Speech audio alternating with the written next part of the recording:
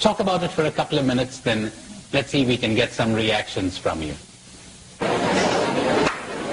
Okay.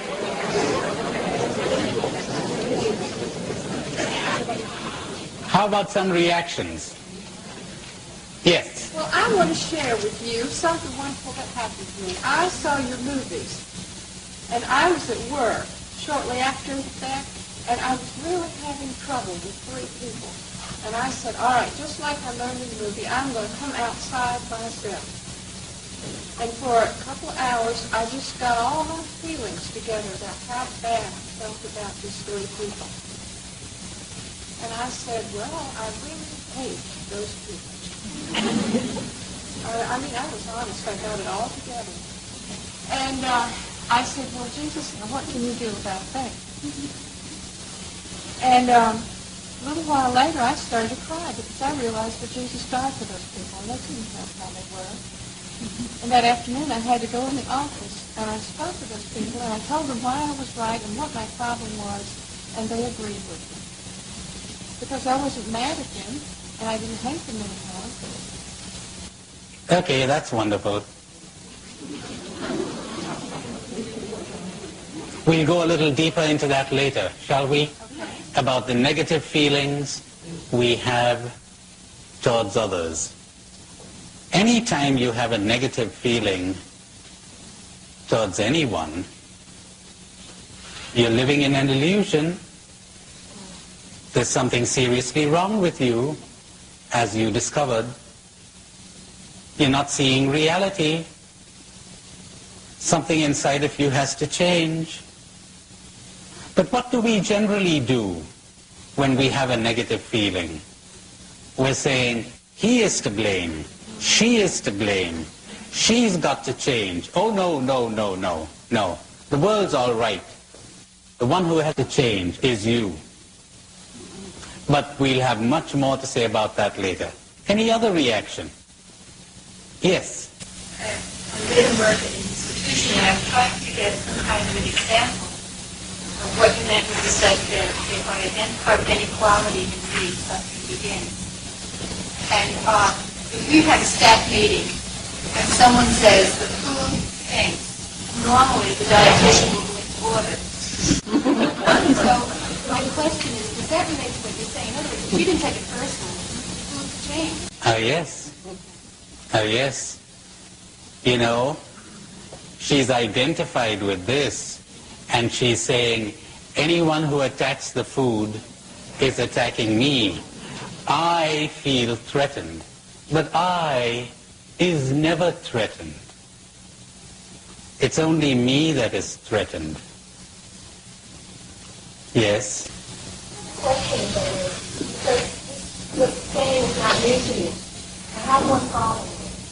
Supposing you're witnessing some out-and-out injustice or something that is obviously an objectively wrong.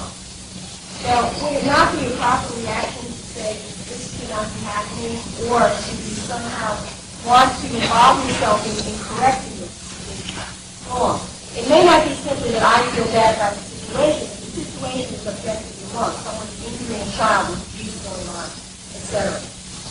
How about that kind of thing? Now, did you assume that I was saying that you wouldn't do anything? I said you wouldn't have negative feelings, as a result of which you'd be much more effective. Because when the negative feelings come in, you go blind.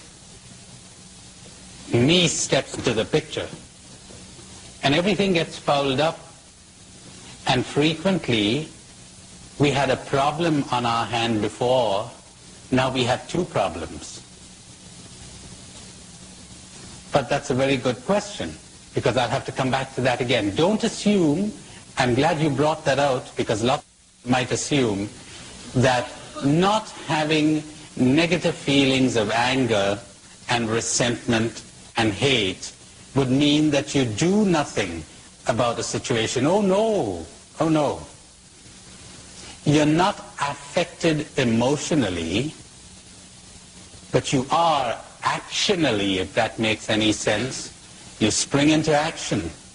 You become very sensitive to things and people around you. What kills the sensitivity is this. What many people would call the conditioned self. When you identify with me, there's too much of you in it for you to see things objectively, to see things detachedly. And it's very important that when you swing into action, you be able to see things detachedly. But when negative emotions get in, you can no longer do that. So that was a very good question. Yes. You had a question, John. I'm just wondering if there's an area before something becomes an before it becomes identification, like a friend dies. It seems to me that it's human to feel something about that, a sadness. But it becomes identification when it gets in the way of my becoming less free. But I think there ought to be some type of reaction to my friend's death. All right. It seems that there ought to be some kind of reaction to my friend's death. Self-pity? What would you be grieving about? Think about this, everybody. What are you grieving about? What I'm saying is going to sound terrible. I told you, I'm coming from another world.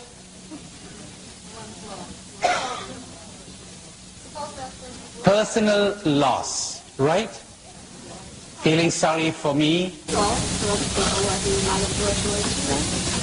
All right. You mean you're feeling sorry for other people who are feeling sorry for themselves? Or they're not feeling sorry for themselves, then what would I be feeling sorry for? What we call grief. Do we ever feel grief when we lose something that we have allowed to be free, that we have never attempted to possess, and we have never allowed ourselves to be attached to? Meaning. What does it mean to be attached? Meaning, I made my happiness depend on this thing or this person, at least to some extent. We're so accustomed to this that to hear the opposite sounds inhuman, doesn't it?